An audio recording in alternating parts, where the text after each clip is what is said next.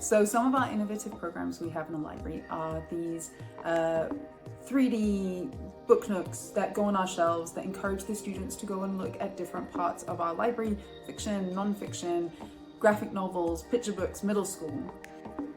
We have these book vaults, these retro book vaults, which encourage our students to take out some of our older books so that they are reading different things, and also these books aren't being withdrawn from the library.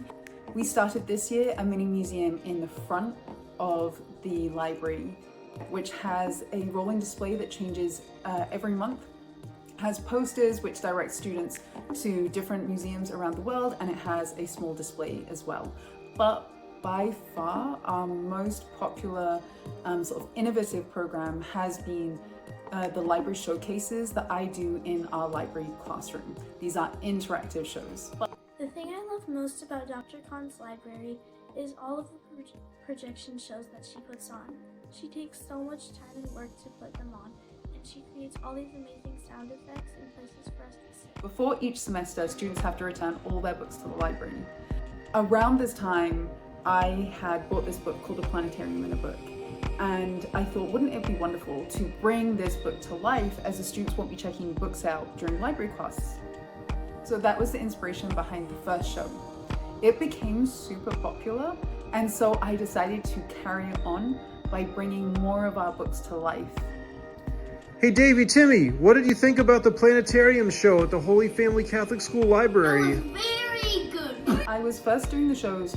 I had to blacken out all of the windows in the library classroom. I then have set up my projectors. I have 5 projectors, and I make 5 different videos to go on each different projector. And it means that as I am talking and doing a presentation for the students, I can point to each wall and show them different things. I also then write a show for them, so it goes from anywhere between 10 minutes to 20 minutes. And then when the students come in, they all get to sit in this kind of incredible environment. I try and kind of mimic some of the environment of the show that we have. And they get to sit in there, and then I do this kind of presentation for them, and then we have questions at the end. So for example, in our forestarium, we had smells of trees in the library classroom at that point. For the Arctic and Antarctica, we took the air conditioning down really low, so it was really chilly in there, and I had blankets for all the students and things for them to sit on the floor as well to enjoy this kind of really interactive environment. What I really like about the Arctic one is because it was nice and cold in there, and we also got to use blankets. I hope that there will be more shows this year.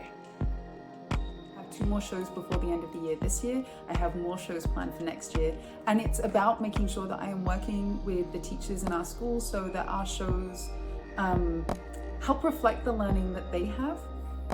Another thing that I love about her is that she puts on projection shows that are when she has different projections on different walls of the classroom, and she talks about different places in the world from the different projections and different saints.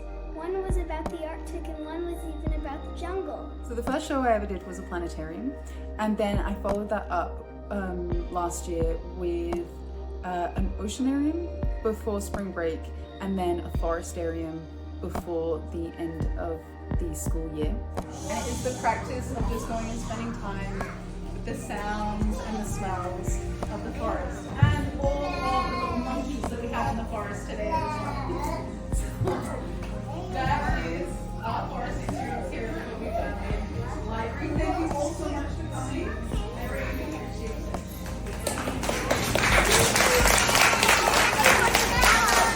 This year I've done even more shows. So to date I have done a show about Saint Hildegard, where I have brought her artworks to life. We did campfire stories with fireflies on the walls in a tent for Halloween, and before the Thanksgiving break we just did a show on the Arctic. I like all of Dr. Khan's things she did for us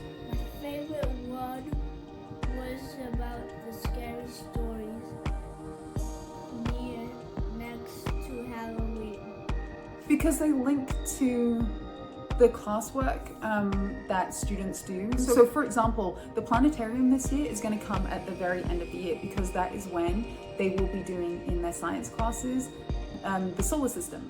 So it's making sure that I can sort of support the work that's going on in the classroom, in the library as well. And it's also about bringing books to life. So the hook is kind of, they get to experience those books, and then once we have had one of those shows, those books fly off the shelves. So when I did the Arctic and Antarctica, then all my students wanted books about the Arctic and Antarctica because they've seen it come to life and they want to read about it. The same with the planetarium.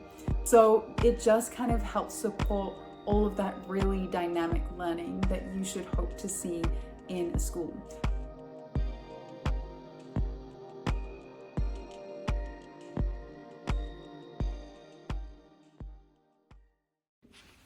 We love our library interactive shows, and here's why. They're so relaxing. After a long day of schoolwork, we're all tired.